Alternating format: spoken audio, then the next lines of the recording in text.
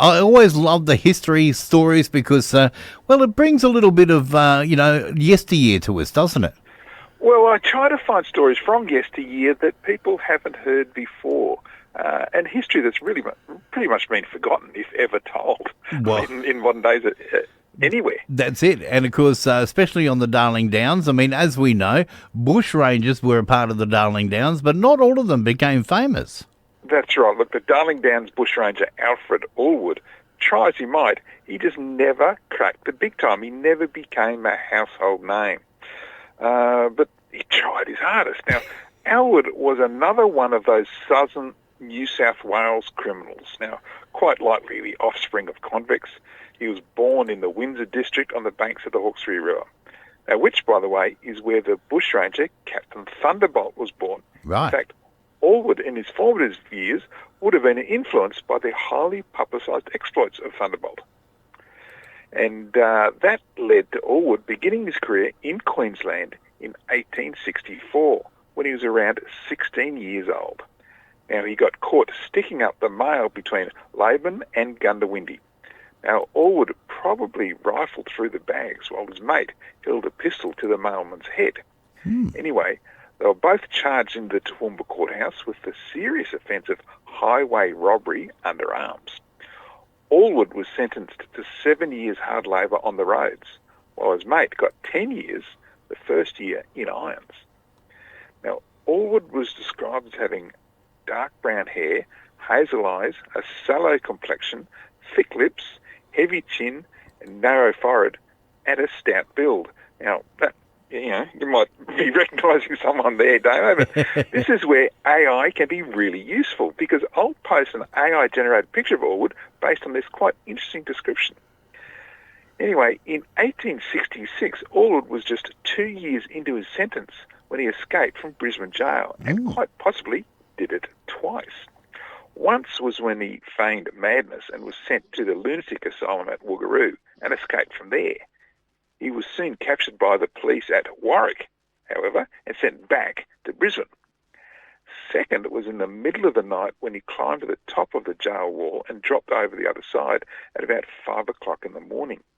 He then audaciously mounted a horse, which was standing tied up to a post outside a house near the jail, and rode off, leaving the owner of the animal to lament on the hazards of a poor neighbourhood. You've got to be careful where you tie up your horse, don't you? Yeah, exactly. Anyway, he was pursued by police troopers after a hard chase of 150 miles. He was captured at Bundooma Station in the South Burnett.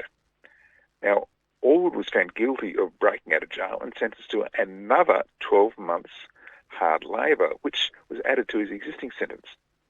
Now, after a decade in jail, and most of that on St Helena Island, in 1874, Allwood was released, but unfortunately he went straight back to his chosen trade, this time in Roma, where he stole a cash box.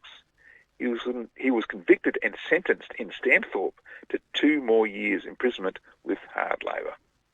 Now, he got out in 1876 and from St Helena this time went to Brisbane, where he committed burglary in a house in Mary Street and was caught red-handed by the occupant.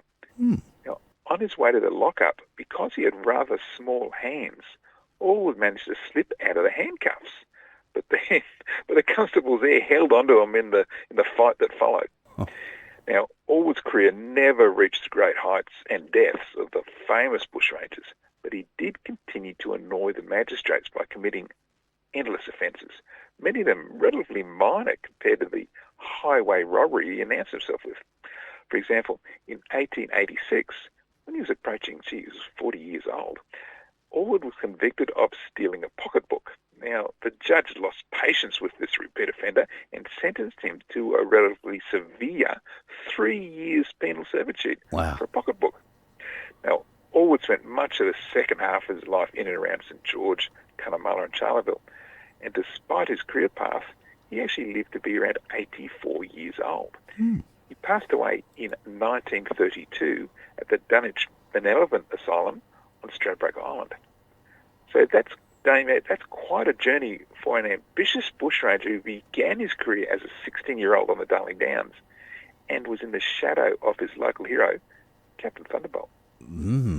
Another great story, mate, and I love the bushrangers because they were a bit of a law unto themselves, but penalties were fairly harsh, as you said there. Oh, well, like, especially because they got into horse stealing, which was back then was the worst thing, because that's stealing a person's livelihood. Without a horse back then, you had no life because you couldn't do anything, you couldn't go anywhere, you couldn't work. So they were getting into some pretty bad stuff. So, yeah, the sentences were harsh compared to what we might see today. Exactly. Mate, you'll be posting this story up a little later this week? Absolutely. On Friday, I'll post this story on my website, historyouthere.com, and I'll have that AI-generated photo of or picture of Allwood. It's actually quite interesting. Yeah, I saw that picture actually when I was doing a little bit of research on it, and it is amazing how they can generate it out of people's descriptions of what they look like back in the day. And especially the AI, like you'd see AI in the news all the time now. It's getting really good. So I've got an updated one, and it's actually very good because the latest AI tools make this possible. So, the old folks from the back in the day, the history I tell you about, maybe we'll be able to bring more of them alive via a picture. That'd be great, mate. All right, jump onto historyouthere.com. You can read that story and many others, all based across the Darling Downs, Granite Belt and Lockyer Valley. And we'll look forward to catching up again next Tuesday. I'll see you then. Great. Thank you so much. Harold Peacock from historyouthere.com. Check out that story and many others. We'll take a break, back with our birthdays.